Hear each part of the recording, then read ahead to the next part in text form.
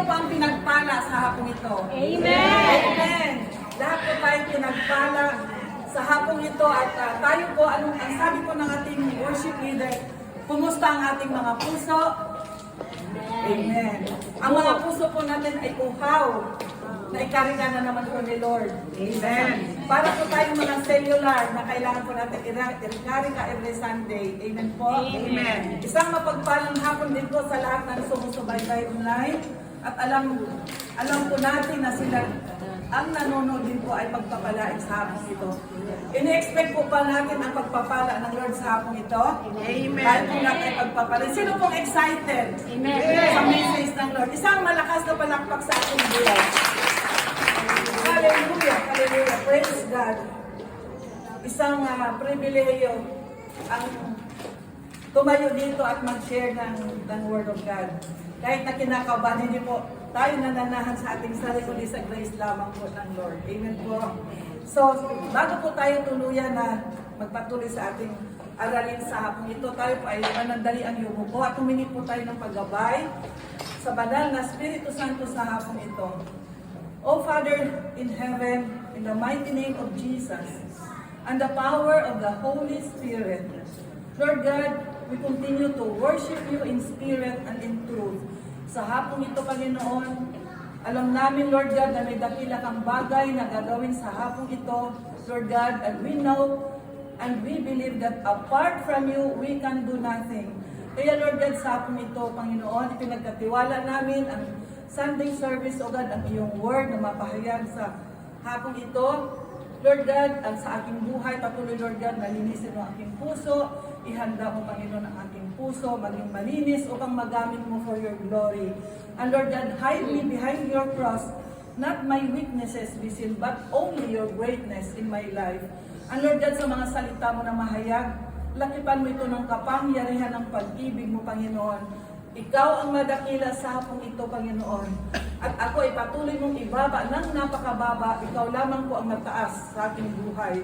And Lord God, we ask the guidance of the Holy Spirit na siya po ang manguna sa aming pag-aaral sa hapong ito, Panginoon. At sa lahat po ng makikinig, even online, Panginoon, at sa makikinig na dito, Panginoon, open their spiritual eyes, spiritual ears, upang, Lord God, maunawaan, Panginoon, ang iyong mga salita na mahayag sa hapong ito. At ito'y magiging pagpapala sa bawat isa. At alam namin, Lord, that may dakila kang bagay na gagawin sa hapon ito sa aming mga buhay. Pagpalain mo kaming lahat, Lord God. Maraming salamat, Panginoon. Seal all these prayers to the most precious blood of Jesus. And we give you back the highest praise, the highest glory, and the highest honor in Jesus' mighty name. Amen. Amen. Kumusta po ang ating buong linggo?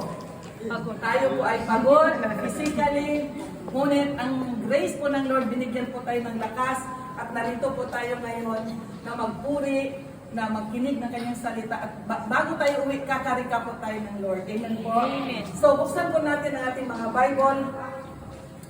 Ang word po ng Lord sa hapon ito ay makikita po natin sa Matthew chapter 5, verse 13 to 16. Basahin ko po.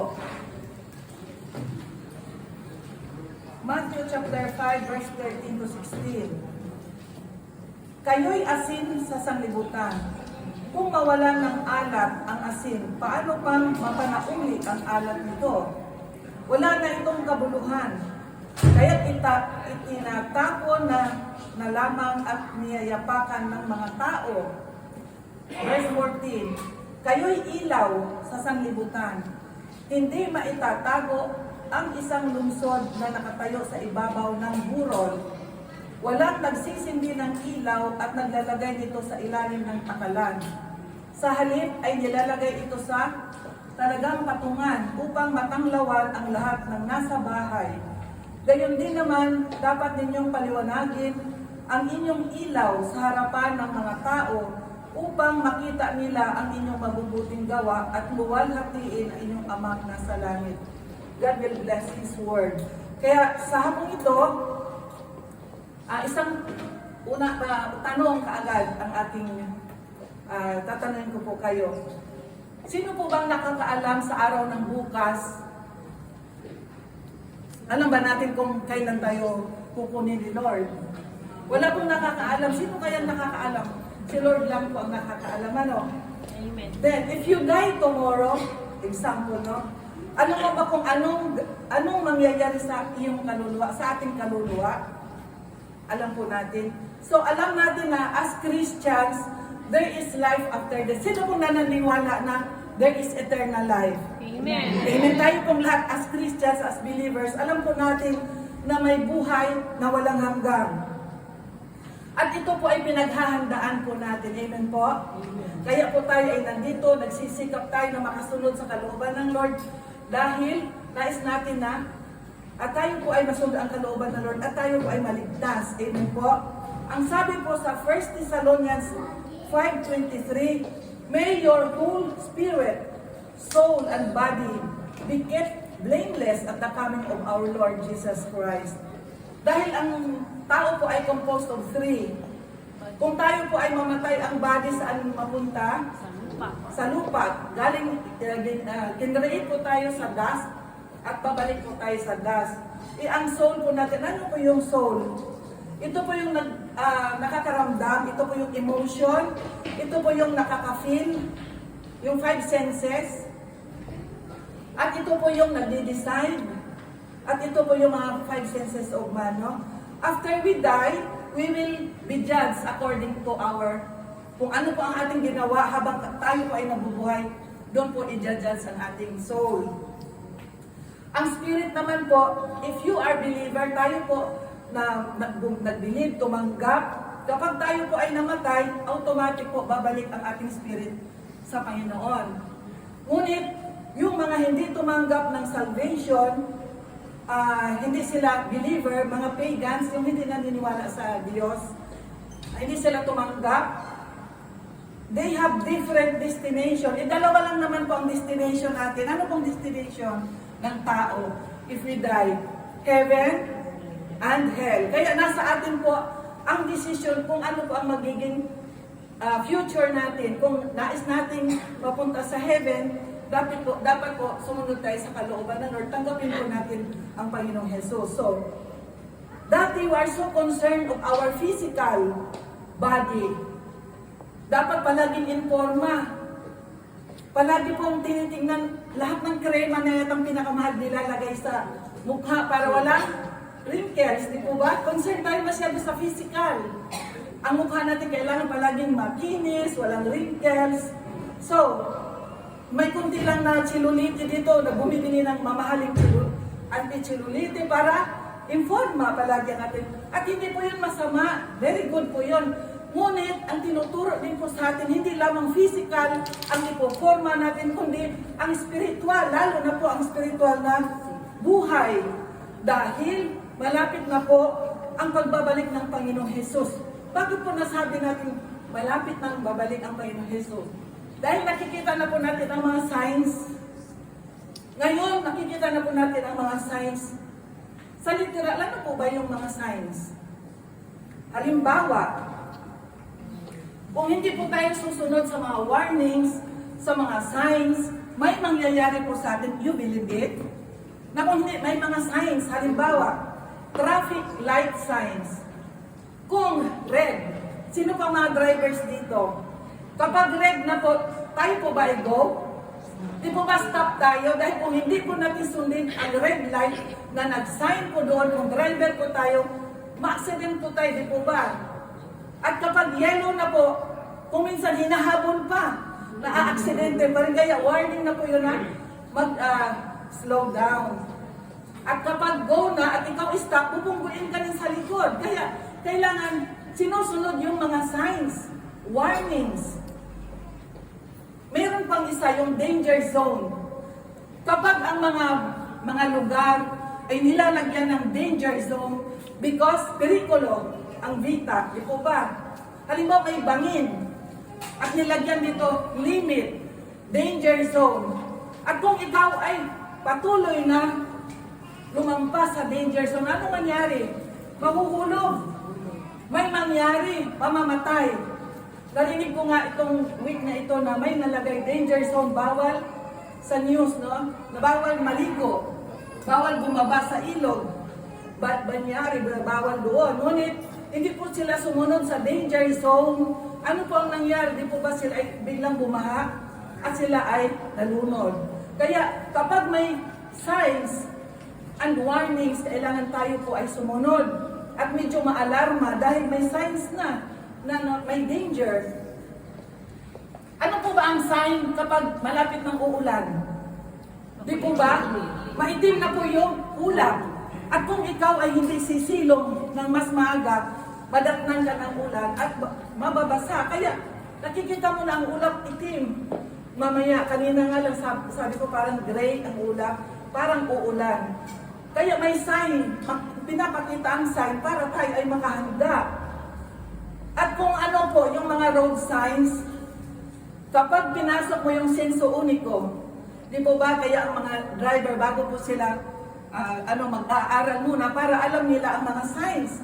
Dahil kung hindi sundin yung mga signs, nila po ay ma-aksidente po. So, sa spiritual po, kitang-kita na natin ang signs na malapit na po ang pagbabalik ng Panginoong Jesus. Because we hear of wars.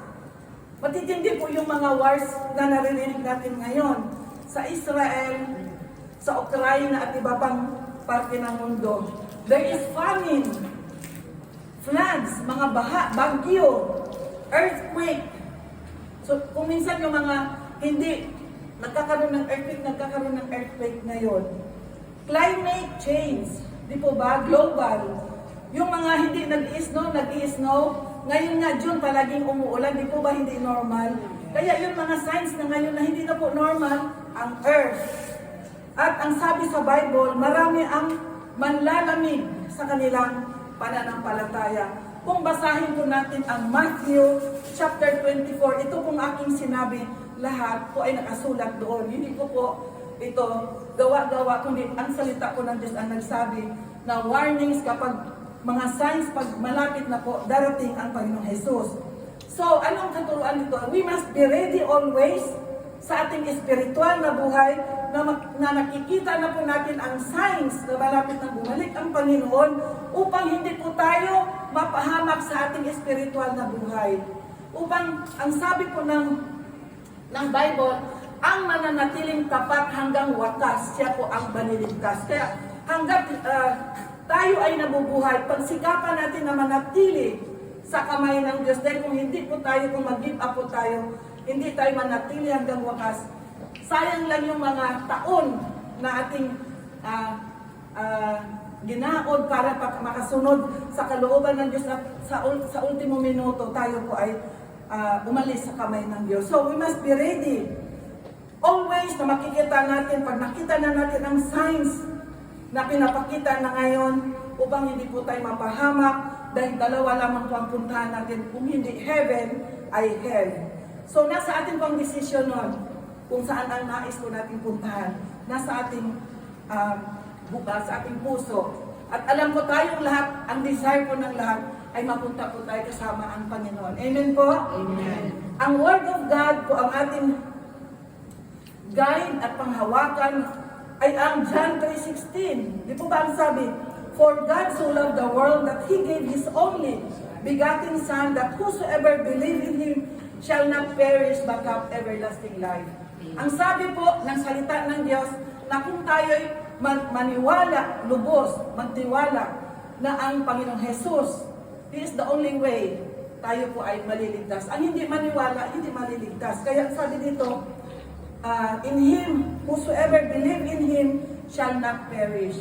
Kaya kapag mag-believe po tayo, tayo po ay may kaligtasan.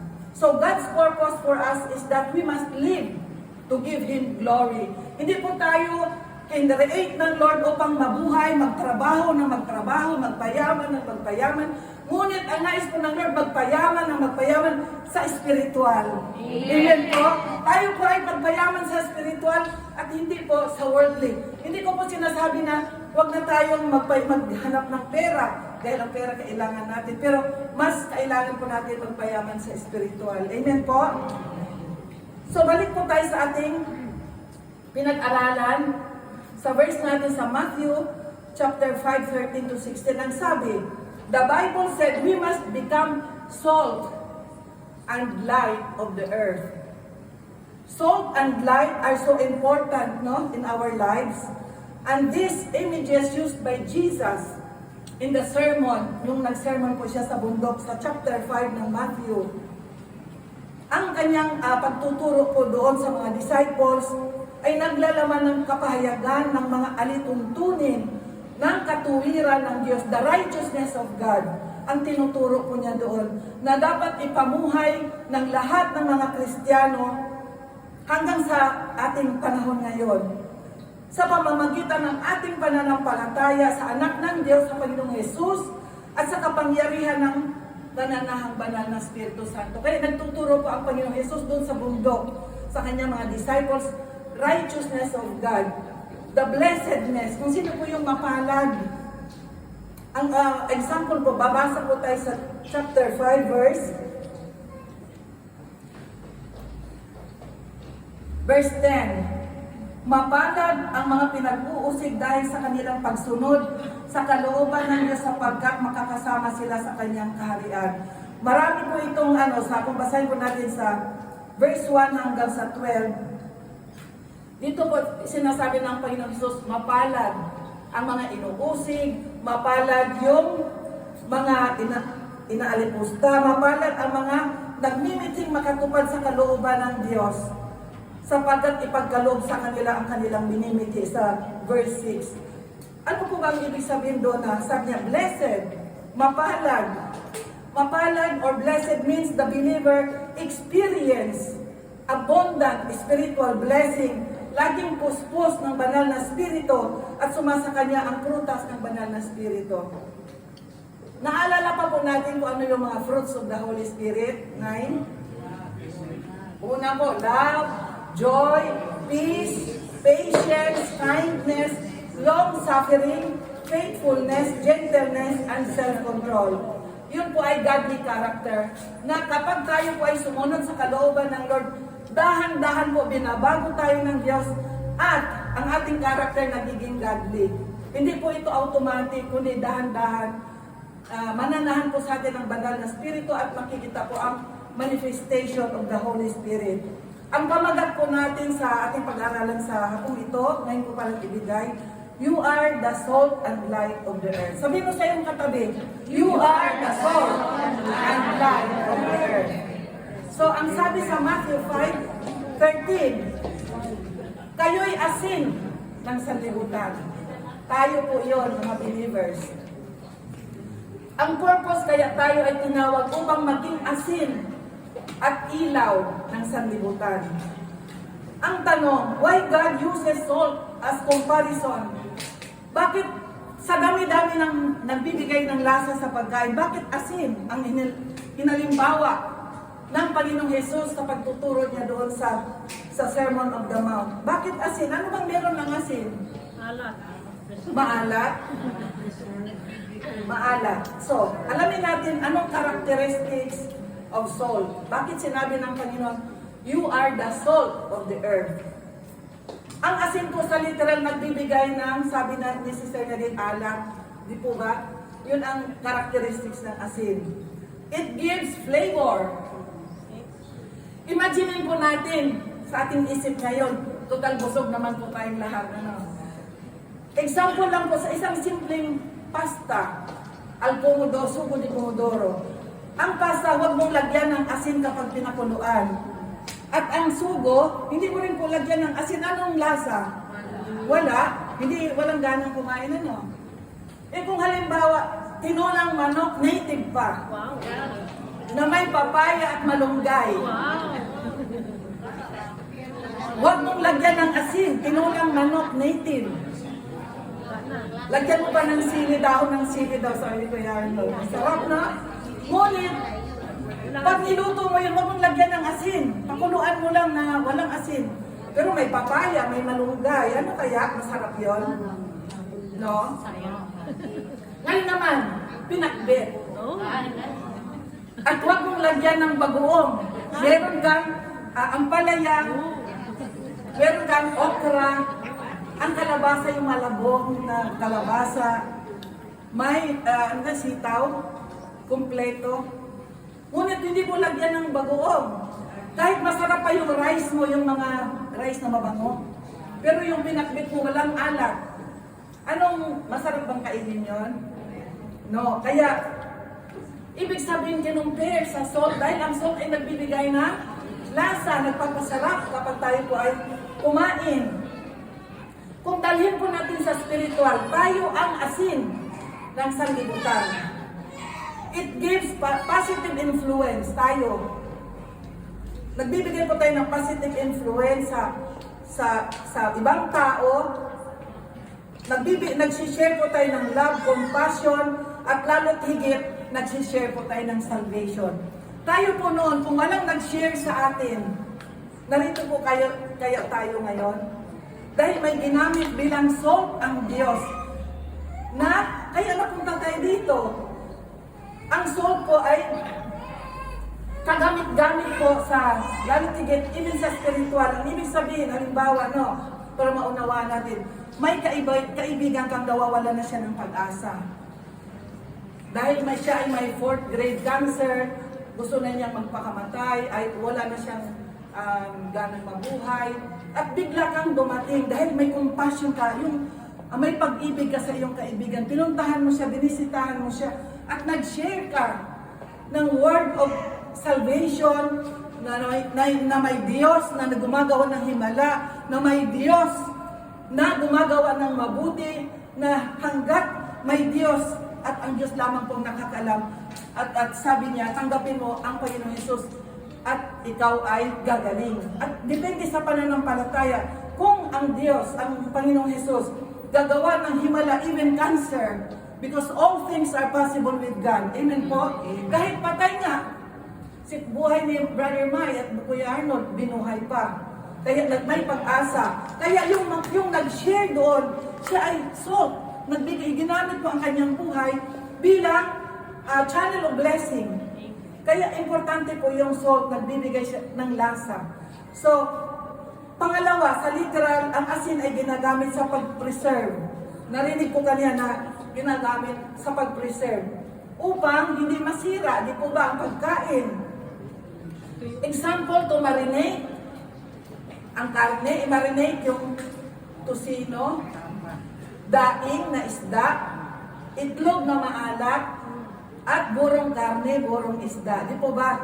Kapag nilagyan po natin asin, kahit bukas na po natin iluluto, siya ay napipreserve. Di po ba? Even ang mga tosino, longganisa, dahil may salt, sila po ay hindi kaagad masisira. So, kung dahil po natin sa spiritual, because of our faith, we are preserved from evil world. We are safe in God's hands. Kasi ang sabi po ng Bible sa Romans 12:21, daigin mo ng mabuti ang masama.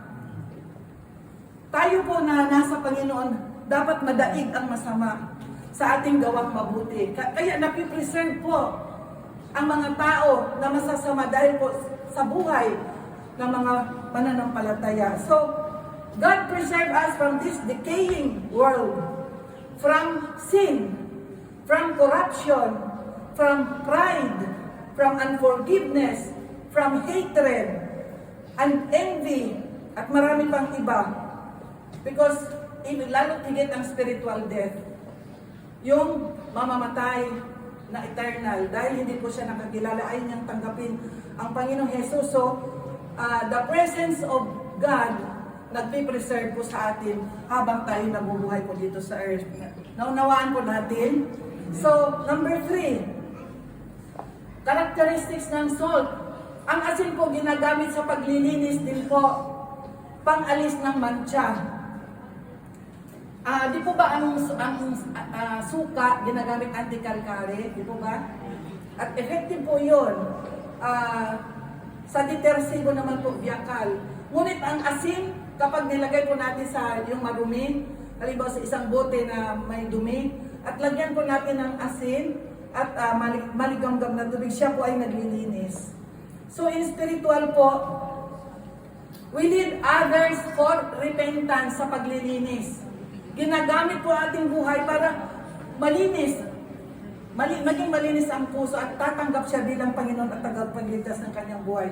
Dahil tayo din po, kung walang nagdala sa atin, tayo po wala dito, hindi po tayo naging malinis sa harapan ng Panginoon. Dahil may ginamit bilang asin ang Lord sa ating mga buhay, kaya tayo po ay narito ngayon at nakakilala sa Kanya. So, God uses our lives upang dalhin ang mga tao to salvation, to know Jesus, and repent from their sin. At marami pa pong nangangailangan na dalhin sa paanan ng Panginoong Jesus. Kaya, ang asin po ay panglinis, repentance. So, ang salt din po ay pangalis ng epekto ng toxic, yung lason.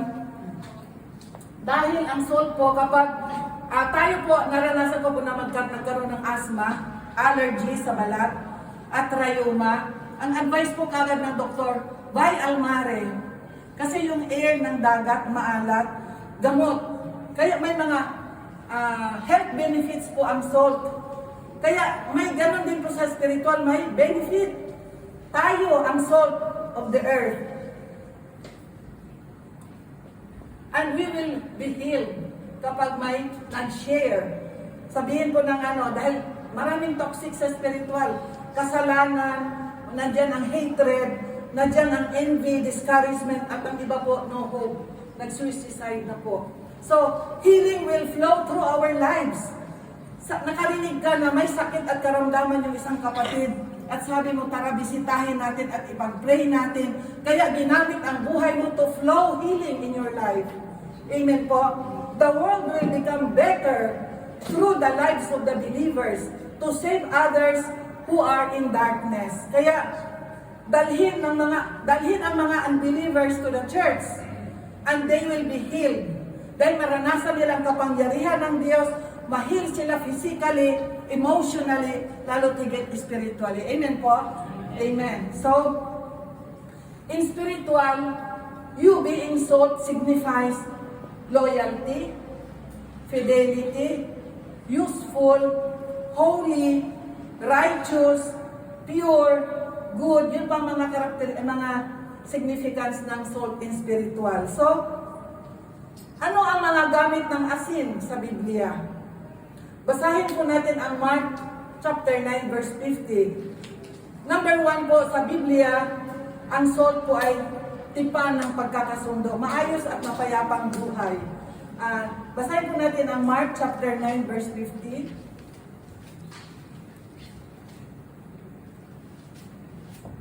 Mabuti ang asin, datapwat kung tumabang ang asin, ay ano ang inyong ipagpapaalat. Taglayin ninyo sa inyong sarili ang asin at kayo'y magkaroon ng kapayapaan sa isa't isa. Kaya sa Bible po, tayo'y asin, tayo po ang peacemaker. Hindi po tayo ang dahilan ng gulo, kundi tayo po ang tagapag-ayos ng gulo. Amen po? Tayo po ang tagapag-ayos. Pag may narinig po tayo na may kaguluhan, medyo may nagka-problema, tayo po ang gagamitin ng Lord para maayos po ang mga gusot. Amen po? Number 2, ano po ang gamit ng asin sa Bible?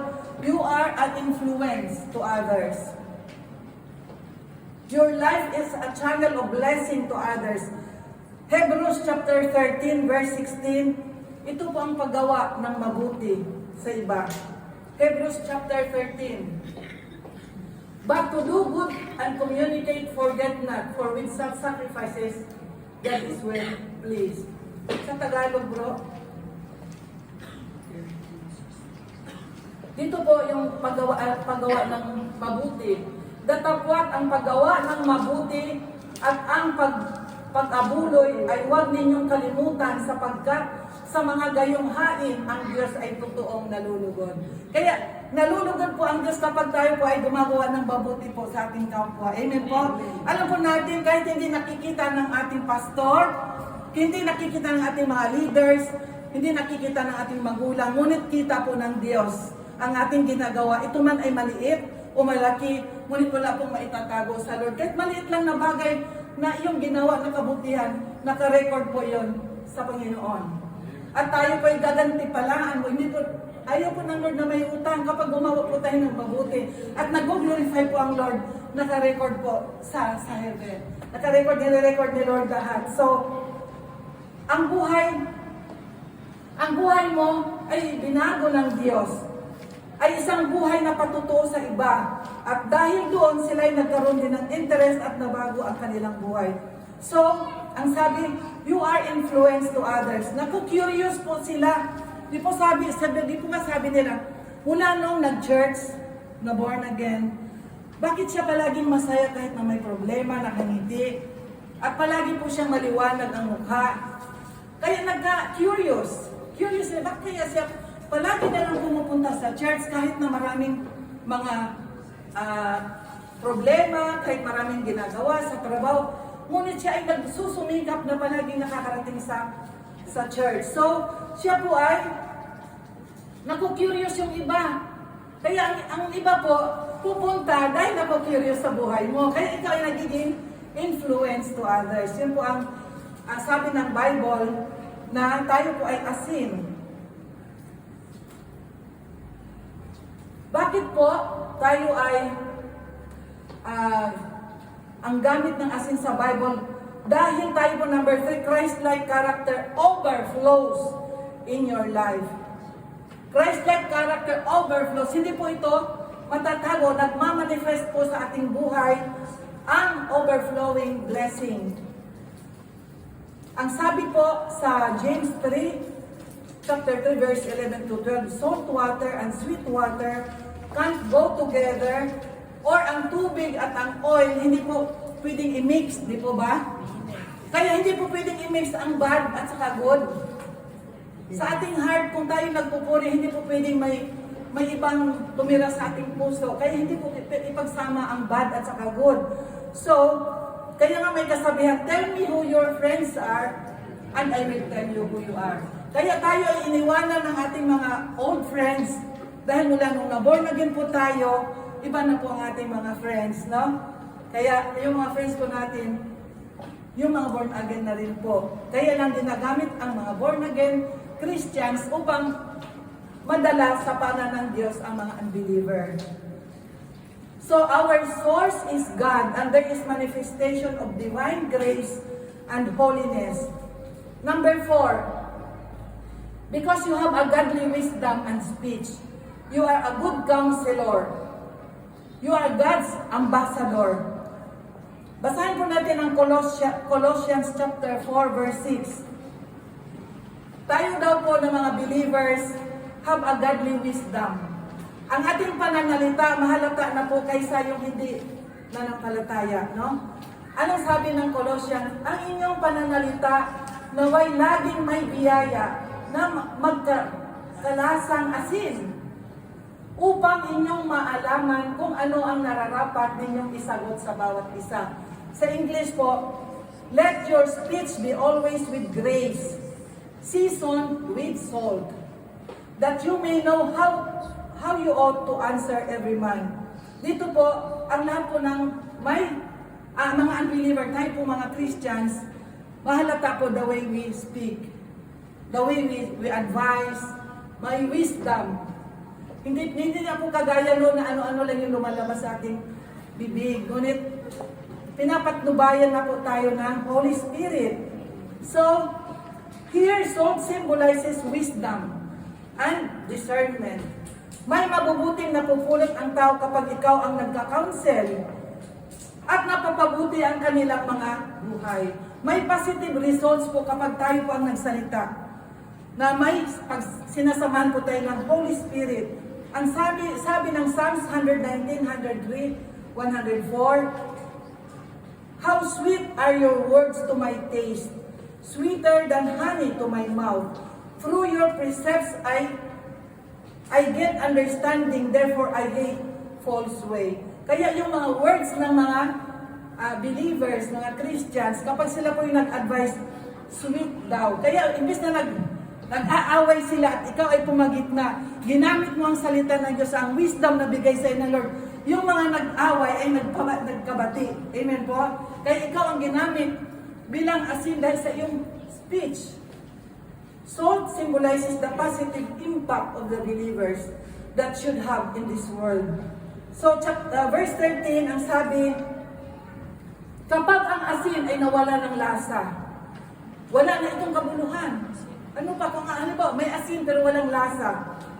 Kaya itinatapon na lamang at niyayapakan ito ng mga tao dahil wala nang lasa, wala na siyang kabuluhan. Ang buhay mo ay walang kabuluhan at hindi na nakapagbibigay ng lugod sa Diyos. Yun ang ibig sabihin, no? So tayo ay hinahalin tulad sa asin, kagamit-gamit, ngunit dumating sa iyong buhay na ikaw ay nanghina, ikaw ay nanlamig, dahil sa mga pagsubok na iyong dinanas, dahil sa temptation, at ikaw ay nag-give up. Ano pa ang purpose ng buhay mo? Dahil ikaw ay nag-give up. But ang sabi ng Panginoon, kung ikaw ay nadapa, bangon! Sabi mo sa iyong katabi. Kung ikaw ay nadapa, bangon! Ang nais ng Lord, lahat tayo ay nakakaranas ng mga pagsubok. Amen po. Lahat ng hihina. Sino po ang palaging malakas dito? Taas ang kamay. Na hindi siya. Malakas tayo because of His grace. Amen po. Amen. Si Lord ang malakas sa atin. Tayo ay mahina. Wala pong malakas. Only God. Only God. So, kung nadapa, sabi bangon. At palaging may pag-asa kapag may Diyos. Laging may pag-asa. At kapag tumawag tayo sa Diyos, nariyan siya palagi na dumadating kaagad na sasaklulo sa atin. So, ang sinabi ni Jesus, ang asin ay mabuti. Subalit may panganib na mawalan ito ng lasa o mawalan ng alak. At kapag ito'y nangyari, magiging katulad ito ng normal na buhangin o alikabok na itatapon at tinatapakan ng mga tao. So believers are to preserve goodness and truth in this world. To preserve faith, na hindi mawala ang pananampalataya sa ating mga buhay. At huwag mong hayaan na ang mga pagsubok ang hihila sa iyo pababa, palayo sa Diyos.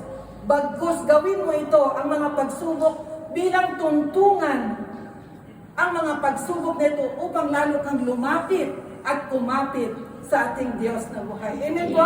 Gamitin natin ang mga pagsubok.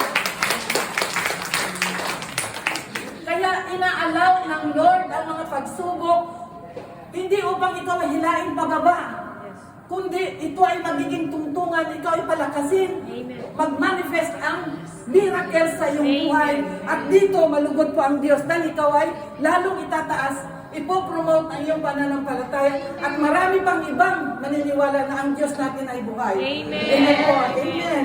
So, mga tanda ng kawalan ng alak. Kapag wala na pong alat sa spiritual, ano po ang mangyayari sa tao? Siya po ay babalik sa dating masamang gawa. Nalampasan na po niya, ngunit bumalik siya. Dahil kaya wala na po siyang alat, wala na siyang lasa. Pangalawa, pagsasalita sa mga bagay na walang katuturan. Pangatlo, wala nang interes sa spiritual na paglago. Nadidistract na po siya. Wala nang gana sa pagsunod sa will ng Lord. Number 6, hindi na dumadalo sa gawain kung nag-a-isolate, nagsi-self-condemnation. Ito po yung mga sign na wawala ng alat. So, at siya po ay palagi na lang negative. Ano mang sabihin, negative na negative na negative. So, yun po ay tanda na nawala na po yung alat. Tanda na ikaw ay maalat pa. Dito naman po baliktad. Para may self-evaluation po tayo. Ano ang tanda na ikaw ay maalat pa? Individual, bitaw natin tingnan na ating katabi. So, number 1, always willing to be used for His glory. Kahit mahirap ang pinapagawa. Yes, Lord. Amen. Yes, Lord. Sabi. Palagi po kahit mahirap, kahit umuulan, yes, Lord, pupunta ako sa church. Kahit na mahirap, nahihirapan na siya. Ngunit siya po ay willing, ay maalat pa pala ako palagi ako sa pumupunta. Pag talagang binibigyan ng time. Number 2, inaakay pabalik ang mga nanghihina. Pag nakita po niya, may compassion siya, hindi na umatin yung kapatid. Bibisitahan niya, kukunin niya, susunduin niya. Dahil siya ay may compassion, may pagmamahal. Dahil nanghihina ang kanyang kaibigan. So, siya ay inaakay niya. Hindi siya tumitigil hanggat hindi niya madala. Kaya siya po ay maalat. Kagamit-gamit. Number 3, nanatili sa katotohanan. Ang righteousness of God ang ginagawa niya, righteous things, faithful. And He is not only hearer, but He is doer. Kahit isa lang po ang verse ang alam po natin, ngunit pinamumuhay natin, higit pa sa maraming alam na verse at hindi niya pinamumuhay. Amen po? Amen. Kahit isa lang ang verse ang alam mo, ngunit ang buhay mo, sinusunod mo yung isang verse na yun. Kaysa alam mo, from Genesis to Revolution. Ngunit, alam mo lahat, ngunit hindi mo naman ginagawa. Amen po. Kaya, ang nais mo ng Lord, kahit isang, salamat po. Isang verse lang ang alam mo, ngunit pinamumuhay. Be doers, not hearers only. So, number 4, napapatigil na gumawa ng masama. Palagi po siya, nais niya, uhaw siya sa presensya ng Diyos, nananatili sa kanya ang presensya ng Diyos. He is always filled with the Holy Spirit. Kaya siya ay curious sa mga tao sa kanya. Siya kahit na may pagsubok, palaging masaya, palaging matatag, palaging yes kay Lord. So number 5, iniingatan ang pamilya sa anumang pangwasak at kapahamakan. Kapag may gusot po sa pamilya, inaayos po niya kaagad. Ginagawa niya ng paraan. Siya po ay may alak pag gano'n, yung concern in the family. Number 5, nakikibahagi sa gawain ng iglesia. Nagpa-participate siya sa anumang gawain. Maliit man ito, but he contributes. Masaya siya pag nakakontribute. Hindi na siya sabihan na, sis, pwede bang tulungan mo? But she wants to contribute.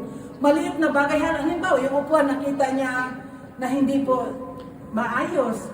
Inayos niya na walang nakakakita. Yung ibig sabihin, from the heart, doon po nalulugod ang Diyos sa kanyang buhay. Ngayon, punta naman tayo sa verse 14, ay sa chapter 14. Ang sabi po doon, you are the light. Sabihin mo sa iyong katabi, ikaw ay ilaw. Ikaw ay ilaw sa kabutan. Kamusta po tayo sa asin ngayon, sa ilaw naman po tayo. You are the light of this world. Bakit light? Dahil ito ay nagbibigay ng liwanag. Imagine po natin, madilim at wala ng light. Nagbubungbuan po tayo, hindi tayo makakagawa. So, ang light po, ginamit na tayo ilaw dahil liwanag sa dilim. Why is light so important? Yun nga, number 1, dahil nagbibigay po ito ng ilaw. Sun, ang araw, is the most source of light and energy. Ang characteristics of light sa literal, it can, number 1, it can warm us. Kung wala pong light, tayo po inilalamig din, no? Number 2, it causes weather patterns. Kaya meron pong summer, autumn, winter, and spring. Dahil may ikot po ng patterns po ng climate, ano? It allows plants to manufacture oxygen and our food from carbon dioxide. Kaya kung walang light, hindi maka-manufacture ng oxygen sa ating mga kakainin. So, importante po ang light. It allows, number 4, allows us to find our way around daytime. Sa araw, kung wala pong light, wala po tayong magagawa. Hindi tayo makapagtrabaho, hindi makapunta sa school, at wala po tayong magagawa. So, kailangan po ang light. There are two kinds of sources of light. Natural and artificial. Ang natural po, sun, moon, stars, fire, yung kidlat, yun po ay mga natural. Ang artificial po, yung lamps, fluorescent, pag sumindi po tayo ng candles, yun po ang mga artificial lang po yung gawa ng tao. So kung dalhin po natin sa spiritual, in the Bible, light has always been a symbol of life. Life, L-I-F-E, buhay. Holiness, goodness, wisdom, and grace. While darkness, ang opposite po ng light, is symbol of evil. Symbol of sin, kasalanan. Symbol of despair, and ang darkness ay no hope. In darkness, tayo po'y natatakot. Sino pong natatakot sa dilim? Lalo tigit nung bata pa po tayo, di ba? Pag dilim, takot po tayo. At hindi po tayo nakakalakad dahil hindi po natin nakikita yung daraanan, no? At sa gabi, doon po kumikilos ang mga masasamang gawa dahil madilim. Nagnanakaw, lahat na po ng worldly na mga gawa. So, may magandang balita dahil Jesus, ay dumating si Jesus, na He is the light of all mankind. Jesus shines in the darkness. Sa ating spiritual na buhay, si Jesus po ang ilaw, siya po ang buhay. Kaya nga sabi sa John 14:6, He is the way, the truth, and the life. Ang ibig sabihin ng life, siya ang light, siya ang ilaw sa ating darkness na mundong ito. Light is defined as life, sabi ng John chapter 1 verse 4 to 5. Ang sabi doon, in Him was life, and the life was the light of men. Those who have faith in Jesus Christ will be enlightened and have eternal life. Di po ba tinanggap natin ang Panginoong Jesus? At napansin po natin, mula nung tinanggap natin ang Panginoong Jesus, tayo po ay na-enlighten, nabago po ang ating pananaw sa ating buhay, binago po ang ating buhay, at marami pong nabago, even sa ating pamilya. So, ang buhay nito, ang life nito is a gift from God that Jesus brought into this dying world. Kaya sinasabi din po ng Biblia na ang salita ng Diyos ay ating ilaw sa ating paglalakad sa spiritual. Diba sabi ng Bible sa Psalms 119, verse 105, Your word is a lamp unto my feet and a light unto my path. Kaya, ang word of God, the Bible is our manual upang hindi po tayo maligaw sa kasamaan. Iyon po ang ating guide. Iyon po ang ating light, ang ating ilaw. Kaya sabi nga, your word is a lamp unto my feet, para hindi po tayo mahulog sa gawa at plano ng kaaway at hindi po tayo magkasala. So, without God's word, our life, our spiritual life dies and you will return in the darkness. Kung walang word of God na siya ang guide po natin, ilaw ng ating buhay, tayo po ay mababalik sa darkness. Ang ilaw ay hindi pwedeng itago dahil ito ay liwanag kahit saan mo itago. Amen po? Halimbawa, yung sa bahay po natin, pinatay mo na ang lahat ng ilaw at ang sinindi mo dahil papasok ka sa banyo, di po ba makikita sa sa ilalim na may tao sa banyo? Kaya hindi maitago kahit na takpan mo pa. Dahil lalabas at lalabas yung rays ng light. So, ang sabi po sa Matthew chapter 5 verse 14 to 15, kahit isang lungsod na nakatayo sa ibabaw ng burol ay hindi maitago dahil liliwanag sa gabi ang mga ilaw. Hindi pwedeng magsindi ka ng ilaw at ilagay mo sa ilalim ng takalan dahil ang purpose ng ilaw ay sindihan at ilalagay sa patungan upang matanglawan ang lahat ng nasa bahay. Tayo po, kapag brown out, di po ba, sisindi po tayo ng candle at ilalagay po sa ibabaw ng table para po maliwanag ang ating bahay. Hindi po nasisindi, nag-brown out, sisindi ka ng kanila, itatago mo, walang inutile. So, kailangan ilagay ang ilaw at makita ang buong palibot. So, ang kasabihan, bakit sinasabi na ang nanay ay ilaw sa tahanan? Example, no? Ang sabi, ang nanay ay ilaw ng tahanan. Bakit? Ano ang meron ng nanay? Bakit sinasabi nila ilaw ng tahanan?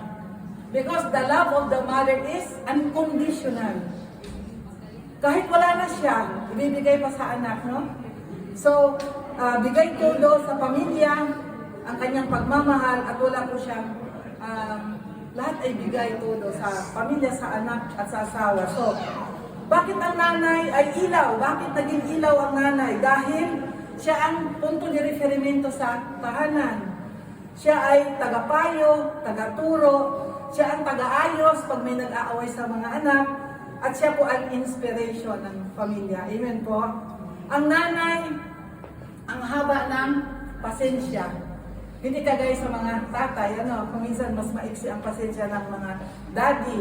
So siya ay nagiging liwanag. At halimbawa, ang nanay ay nagkasakit. Ang nanay ang nagkasakit, wala nang magluto. Wala nang magluto. Wala nang maglinis. Wala nang gagawa. Kaya,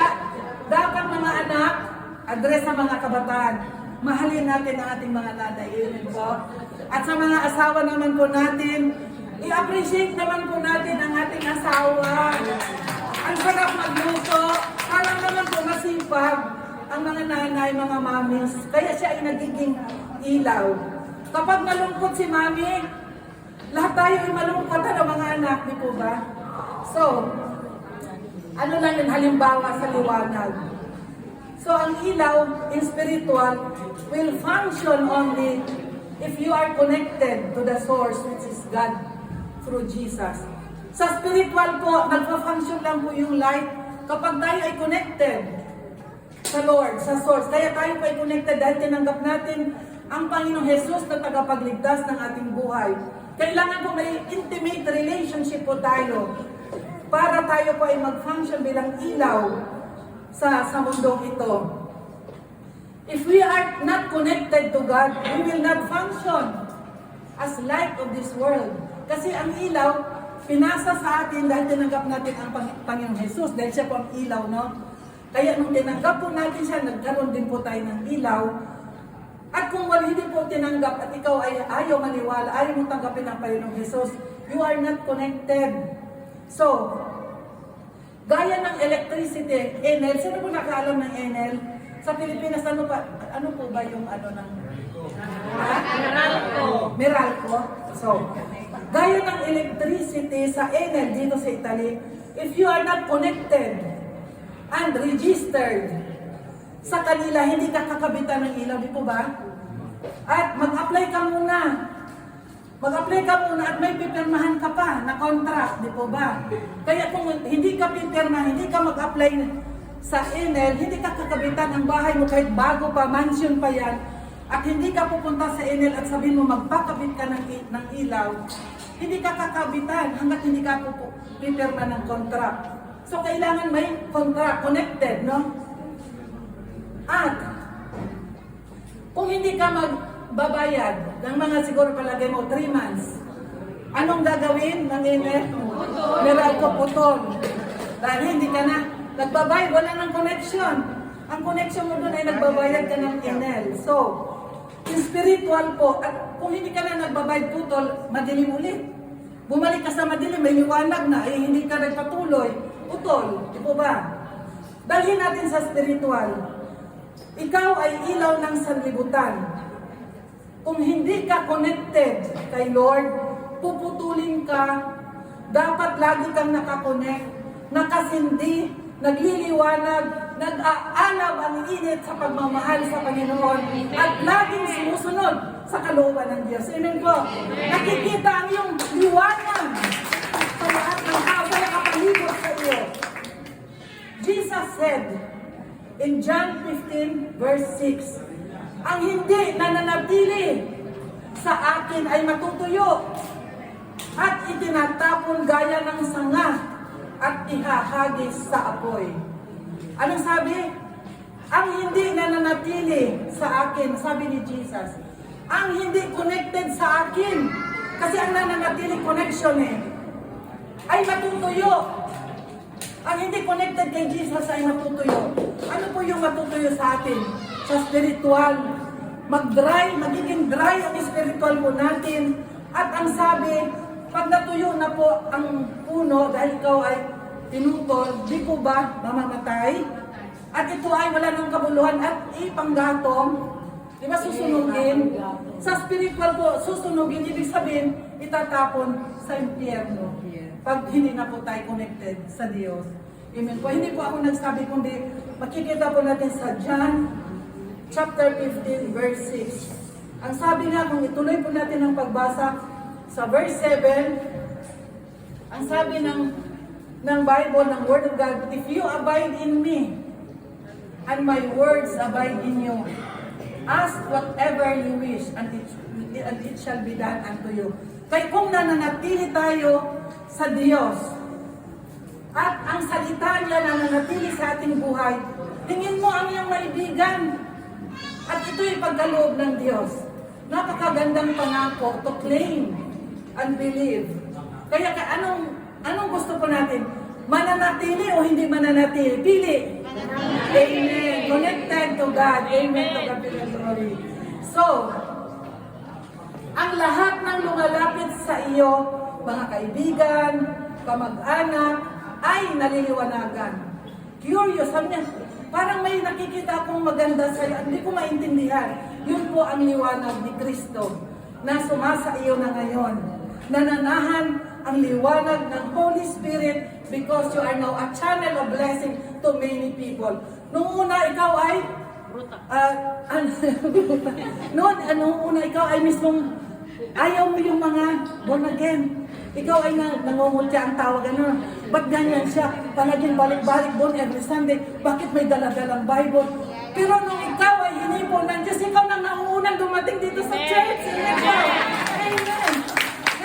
Dahil ikaw ay nangungutya noon, kahit hilain pa ako ng 5 truck, bulldozer, hindi mo ako maparating sa church na yan. Pero ngayon, ikaw pang nag-aakay, glory to God. Glory to God. That is the power of the Holy Spirit, power of God. Amen po. Wala nang makakapigil sa'yo. Noon sabi niya, palagi ka na lang sa church, palagi ka na lang sa church. Ngayon, na-overtake ka mo pa yung nagsasabi. Ikaw pa ang nagsasabi, tara na. Glory to God. So, yun po ang power ng Lord. Ginagamit ka upang maliwanagan ang lahat ng nasa palibot mo. So you are called to live in a way that reflects God's love, truth, and righteousness and brings glory to God. Believers are called to live lives of integrity, honesty, and purity reflecting the truth of God's Word. Ang lahat ng ginagawa mo ay naaayon sa kalooban ng Diyos. Mula nung nakakakilala po tayo sa Diyos, righteousness and holiness po ang ating ginagawa. Pinagsikapan natin na masunod ang kalooban ng Diyos in righteousness and holiness. Ngayon naman po, ano ang signs na malfunction ng ilaw? Andap na. Number 1. Di ba kapag ito wala ng ilaw. Si Ren, pag nakikita niya, gumaganon-ganon na, saan niya papalitan na natin ang fluorescent dahil aandap-andap na. So, signs na malfunction na po ang ilaw. Self-evaluation. Aandap-andap ito, sumasalta na. Matthew chapter 25 verse 8. Matthew 25 verse 8. Salita ng Lord ko ito ha. Signs na malfunction ng ilaw.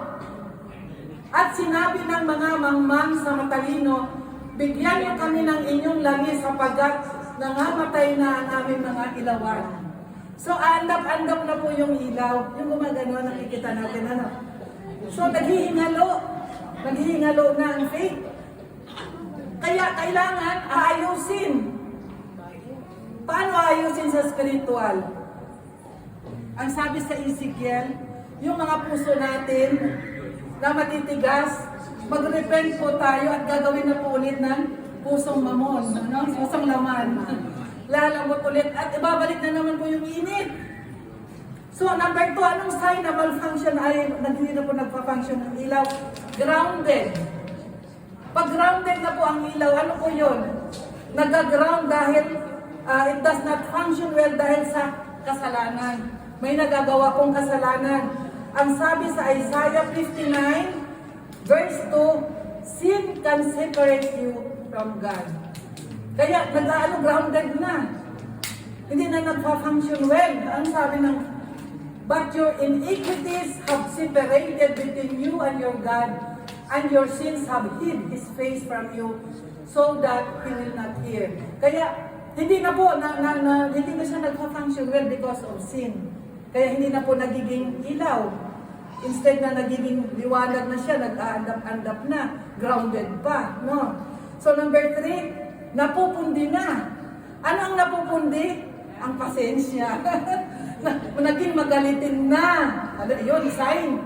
Hindi na nagpa-function yung aking ilaw, palagi na ako nagagalit, ano? Wala nang patience. At lahat na nakapalibot, kahit positive ang ginagawa, negative ang paningin mo. Kaya ibig sabihin, ikaw ay napupundi na. Kaya papalitan na naman.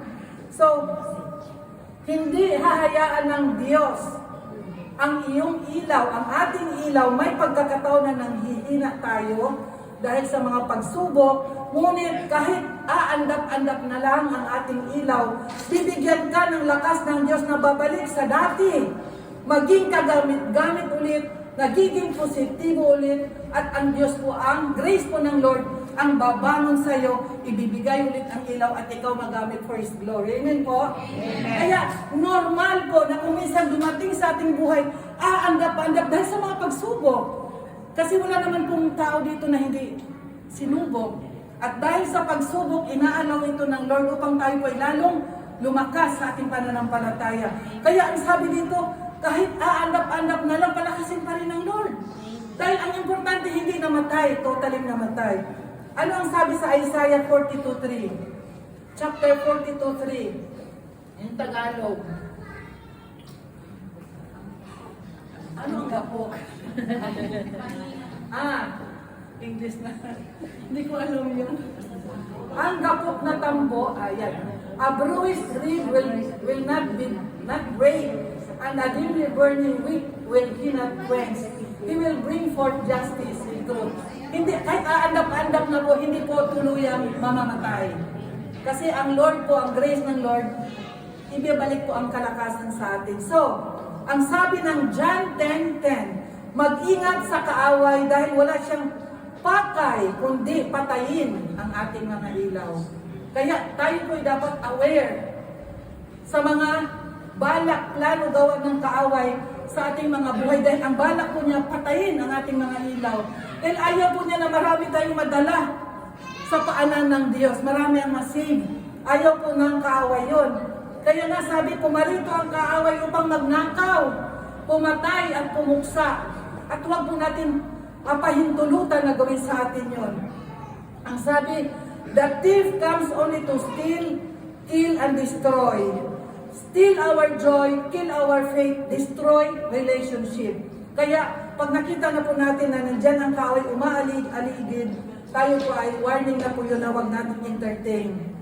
Tumawag po tayo ng mitay ng tulong sa Lord dahil hindi po natin pahintulutan na patayin ang mga ilaw na sumasa atin. Kasi nais po ng kaaway ibalik tayo sa dating buhay at no way. So, glory to God because Jesus comes to give us light in the darkness, to give us life and have it to the full. Ang sabi sa John 10:10, dumating ang Panginoong Jesus upang bigyan tayo ng buhay na ganap at kasiyasiya, mapayapang buhay at punong-puno ng pagpapala. Amen po. Napakasarap po ang pangako ng Panginoong Jesus. Siyang ilaw. At ano naman ang tanda at nakasindi pang ilaw mo natin? Number 1, laging mainit ang pananampalataya kahit na maraming pagsubok, kahit na mahirap ang sitwasyon, umulan, uminit, bumagyo, winter, summer, autumn, at nakikita po siya palagi na sumusunod sa kalooban ng Lord. Hindi po siya nagre-remain sa kanyang pagsubok, ngunit He is faithful. Number 2, sinusunod ang kalooban ng Diyos. Siya po ay very humble, obedient to the will of God, submissive. First sa God, pangalawa po sa mga pastors, nagsasubmit po sa mga leaders dahil yun po ang kalooban, ang nais po ng Diyos. Number 3, siya ay nagiging pagpapala. He is a channel of blessing to others. Kapag siya po ay dumadating, ikaw po ay nabibless. Kapag siya po ay nagsasalita, ikaw ay nabibless. At he or she became a living testimony. Yung kanyang testimony, makita mo pa lang siya sa dami ng kanyang dinanas. Kahit hindi siya magsalita, ikaw ay nabibless na po. Kagay sa buhay nila, Brother Mai at ni Kuya Arnold. Kapag nakita natin sila, nagiging kalakasan po natin. Amen po. Kahit hindi sila nagsasalita because of their experience. Dahil sa manifestation ng miracle ng Lord, nabibless na po ang mga tao. So, number 4, ikaw ay nakasindi ang iyong tanda na nakasindi ang iyong ilaw dahil overflowing, filled by the fruits of the Holy Spirit. Laging puspos ng banal na spirito. And number 5, nag-overflow po ang blessing in physical, material, emotional, financial, lalo tigit sa spiritual. Nagmamanifest po sa kanyang buhay ang overflowing blessing. Hindi lamang po sa spiritual, kundi nakikita nag-overflow. Pag binless po tayo sa spiritual, overflowing sa spiritual, nandyan na po ang lahat. Ibibless ka sa material, sa emotional, sa lahat ng klase ng ating buhay. At nakita po natin, marami po ang binibless. Bless sa spiritual at marami pong pinagpipreserve ng mga coaching bago, di po ba? Dahil nagmamanifest po ang blessing ng Lord. Kaya ganun po ang Lord pag nag-bless, hindi lamang po sa spiritual. So, basahin po natin ang awit 119 verse 65. Psalms 119 verse 65. Thou hast dealt well with thy servant, O Jehovah, according unto thy word. Tagalog yata. Ginawa mo ng mabuti ang iyong lingkod, O Panginoon, ayon sa iyong salita. Kasi nakikita po the 65. May isang verse pa, Deuteronomy 28 verse 2. Deuteronomy. Kasi dito po pinapakita na nagmamanifest po ang overflowing blessing po ng Lord sa lahat ng sumusunod sa Kanya na naging ilaw. Sa Deuteronomy, bro, sa 28, chapter 28, verse 2. Ayan. At ang lahat ng pagpapalang ito ay darating sa iyo at aabot sa iyo kung iyong didinggin ang tinig ng Panginoon mong Diyos.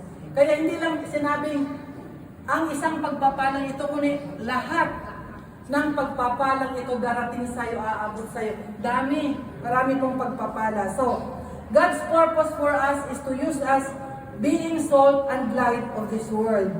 At hindi aksidente na ikaw ay narito, na born again, but God has planned in your life. Kaya sabi ko siyempre, hindi aksidente narito ka ngayon. Hindi aksidente narito tayo. May purpose ang Lord sa iyong buhay. Amen po. Because He wanted us to be a channel of blessing to many people, i-share ang goodness of salvation. Amen po. I-share ang miracles of healing. I-share the goodness of God sa ating mga nararanasan. So, God wanted to share our testimonies, mga miracles na naranasan natin sa Panginoon. Gagamitin ng Lord ang ating buhay, hindi lang ang ating buhay, ang ating buhay, ating lahat, para sa Kanyang kapurihan. Kaya magpagamit na tayo sa Lord para lalo pong, dahil po, hindi natin alam kailan ang pagbabalik ng Panginoon. Kailan po ba tayo magpagamit at hindi natin alam, anytime babalik po ang Panginoon at madatnan po tayo busy sa gawain ng Lord. Tayo po'y handa sa Kanyang pagbabalik. God will use our lives to preserve this evil world and many will be saved through you and me. Remember always, ang sabi ng Matthew chapter 24 verse 13, ang mananatiling tapat hanggang wakas ang siyang maliligtas. Kaya yung mga nag-give up, yung mga umalis sa kamay ng Diyos, kahit na ilang taon, 30 years na po siyang naglilingkod, ngunit sa last moment of his life, bago siya namatay, ay siya po ay nag-backslide at hindi na bumalik sa Lord. Sayang po yung kanyang paglilingkod. Kaya hanggang wakas, ang sabi, no? Never give up, trust in God, and He will do great and mighty things in our lives because Jesus loves us. Ang grace po ng Lord ang tutulong sa atin upang tayo po ay mananatiling tapat hanggang wakas. Sariling atin hindi po natin magagawa. Ngunit sa grace po ng Lord, hingin po natin na tutulungan po tayo. Conclusion. Romans chapter 13 verse 12. For you were formerly darkness, but now you are the light of the world. Matthew chapter 5 verse 13. You are the salt of the earth. Remain salty, faithful, and useful for God's glory. Ang challenge po natin, bigyan po natin ng time to evaluate ang ating sarili. Kung ihalin tulad ang iyong buhay sa asin, masasabi mo bang ikaw may alat pa? Self-evaluation na. Huwag natin tingnan ang katabi, personal yan. Kung tayo naman ay ilaw, masasabi mo ba sa iyong sarili na ikaw ay may liwanag pa? Tayo lang po ang makakasagot nun. Ang Lord, alam po niya ang laman ng ating puso, yung desires ng ating puso, na tayo ay magpatuloy na at magkaroon ng liwanag. So, hanggang dito na lang po, to God be the glory sa kanyang mga salita. At alam ko, may pinaglaan po ng Lord ang mga salitang ito na nagbigay po ng pagpapala sa ating mga puso. Amen po. So, tayo po lahat ay tumalo at tinatawagan